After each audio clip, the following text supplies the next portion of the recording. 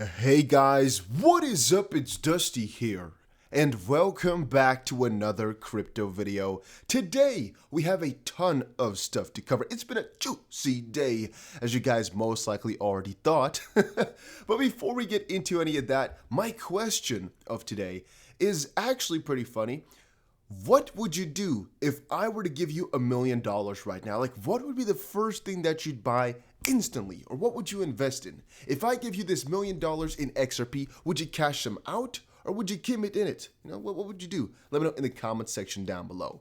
And having said that, I think the neighbors here really hate me because it's a hotel room. The walls aren't that thick. So these guys must know that they're also welcome to Dusty TVC's show. And I'm not sure what these guys are thinking, but I think it's pretty damn funny. Now, also make sure you press the like button and subscribe if you haven't done so already. XRP, 21st of May, what is happening? A lot of people have been asking me, Dusty, is there a hearing today? Is there a hearing tomorrow? Is there a hearing yesterday? What happened? So a hearing is basically in this lawsuit between Ripple and the SEC, where Ripple, the SEC, and the judge come together to sip some tea, some coffee, just chill. Of course not. No, they're not really chilling, but they are coming together to just discuss some matters which one of those parties has brought up. Right now, again, important to know, is the discovery phase where they look into just exactly what the others are doing and have done and just all the information about the other parties, they look it up. And again, at one point or another, one party is like, well, I don't like what you said right there. We want to either scratch that, we want to do something with that. It's just basically some disputes, right? And again, if they cannot fix it within just themselves, the judge has to kind of intervene into it. And again, you get a hearing date so they can actually both bring up their arguments and the judge can give her a verdict as to what she thinks. Again, all within this current phase, aka discovery. So the 21st specifically is going to be a discussion about if Ripple should basically give whatever source they got their financial advice from over to the SEC and should give exactly what type of financial advice they got too. Now, Jeremy Hogan already said that this specific court date might not be too bullish for Ripple, as there's a good chance the judge is going to side with the SEC because, well, if you want to say a document is privileged, which Ripple is trying to say whatever financial advice we got from a lawyer, that's again the privilege that we have to keep it for ourselves, right? Which is true unless you use that information selectively. So if you use that information to talk about it to a couple of clients already, then it's not privileged anymore in the court of law, and it can be used in this specific case. So since they have used that, he's not quite sure. He's also, some people were asking like, okay, but if that's true, then why would Ripple defend? And Jeremy says, well, it's actually kind of a, I don't want to say the word, WAR, so to speak, where you're going to fight for every single battle, right? You're going to try your best to give as least information as possible because all information that you give to the ops basically is going to be used against you. It is, just going to be honest with that, right? And we don't want to give the SEC nada. We're going to give them nothing. I would, I want to give them a single penny, not a single inch, all right? If I give them, I still have two left, but still, I don't want to give them any freaking thing, man. Ripple XRP crypto news, the 21st. I'm not sure it's going to be a big date, but also what was said before in my other video was that there could be a freaking lawsuit settlement the next couple of weeks. It could also be huge, right? And I'm also thinking about that. Like, what would I do if there were to be a settlement? I would go, I don't even know. Would I go outside and butt naked or what? What would I do? If there were to be a freaking settlement, XRP just skyrockets, and I have my long position open. I already told you guys I'm going to trade that instantly over on BITRUE, of which a link is down below, because I know people could turn a couple $1,000s into millions by having the proper trade. Ripple claims SEC misquoted its latest development, or in its latest development. This is actually what a lot of people came down to, and I actually talked about this a little bit earlier, where the SEC is basically trying to lie to a judge right now by misrepresenting some facts. And that's the thing, which are fun in theory, but when you do it in front of a judge, that's definitely a really scary thing to go for.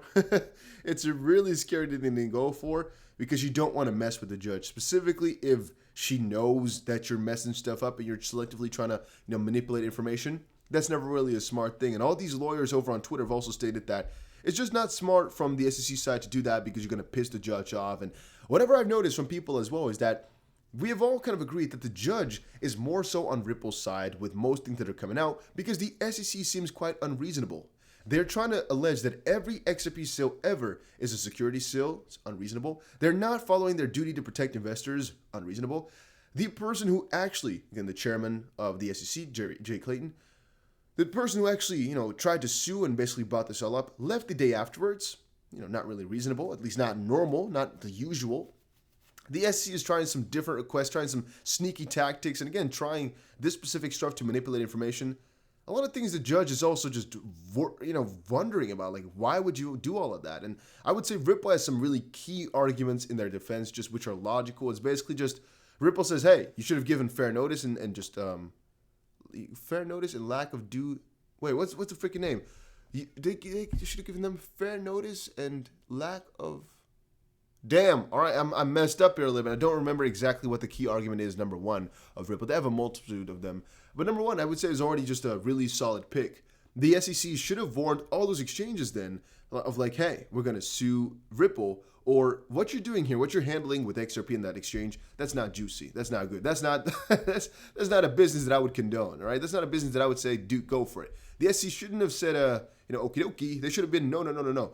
And since they were just saying, oh, we don't know, or they weren't really given an answer, specifically because Ripple met up with the SEC every single time. They never gave a verdict. And because exchanges recently asked in 2019 or even 20 maybe, if XRP was good to handle with and they didn't say no, yeah, that argument is going to be key, I think. And again, if one of those can be proven, one of those arguments, then XRP is already just cleared for a very good part, because whether or not it is actually a security does not matter then anymore. That's at least what Jeremy Hogan, the attorney, said, and I kind of feel some logic in that too.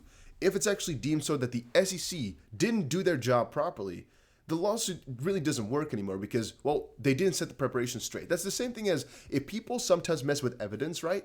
All of a sudden, regardless of how severe the case was, you're playing around with fire now. You're playing around with inconsistencies and debatables and hypotheticals. You can't rule things as properly anymore. That's again the same case here. If it's found out that the SEC didn't give just fair notice and didn't do their stuff properly, this whole case might crumble, regardless of if the judge thinks or not that XP is a security. Then Cardano ADA. Chance of a price crash increases as Cardano ADA futures near $1 billion. I just want to tell you guys, I've been extremely bullish on ADA for the last couple of years. You guys all know it. I've been extremely bullish about it the last couple of days, specifically because I saw it just do better. It broke $1.50. I was just really excited about it. And more articles get written saying ADA is going to go down. I kept telling you, I think ADA is going to hit $2.60 pretty damn easily. I think people are just scared because, again, it's winning right now. The coin is doing really properly in comparison to the rest of the cryptos. People are scared that ADA is just going to keep popping up. But I told you all, my bags of ADA are filled. I'm not letting them go anytime soon. And I'm extremely happy to hodl this through. So I don't care about what these guys are saying in the naysaying factor. No, I'm hodling strong. And I told you all, I got rid of a lot of this FUD. I got rid of a lot of this negativity. If anybody is saying some negative stuff, we take it with the freaking chest, embrace it, and ignore it. Or, I don't know, maybe we just take it in and just do whatever we want anyway. Because in the end, guys, we all know what we hodl. If you're an XRP hodler, you know exactly what you freaking hodl. We all know it's juicy to have these crypto, and I'm going to keep them to the freaking end, man. I'm going to keep them. Then there's a bozo, billionaire Mike Novogratz, revealed, I'm going to call him a bozo, all right? He's definitely richer than me a little bit because he's a billionaire, and I'm I don't know if you guys noticed, I'm not one. So billionaire Mike Novogratz reveals that crypto makes up 85% of his wealth and says Ether can surge another 23%. Yeah, I mean, Mike Novogratz, again, bozo, who said a couple of different things surrounding XRP. I don't know exactly what to think about him. I guess I've just told you. I think he's kind of a bozo in a certain sense because, well, he's bullish on Ripple, bearish on XRP. It's interesting. He's apparently got 85% of his net worth into crypto, translating a staggering $4.8 billion. I mean, I gotta give it to you. This guy's doing good for himself, I wonder if he eats properly, because he's saying some crazy stuff, but he does properly for himself. And so, I can't say I know better than him. But what I do know for a very good part is that this guy, he knows. He's been investing like crazy into crypto for a very long time here. He knows. And even though he's bearish on XRP here and there, it might also be some sort of strategy. In the same way, I think a lot of Elon Musk's thoughts here, we're going to talk about this on 5 Minute Crypto, by the way. I got a video planned for it. A lot of Elon Musk's talks here are just manipulation. They're just with a bigger plan in mind because as it currently stands, everything that Elon says has some sort of relevance in the bigger picture, but you'll find it out later. So you find out in the next couple of weeks or months once some new stuff comes out. For example, April 1st, he said something about the moon, right? Doge on the moon or something like that.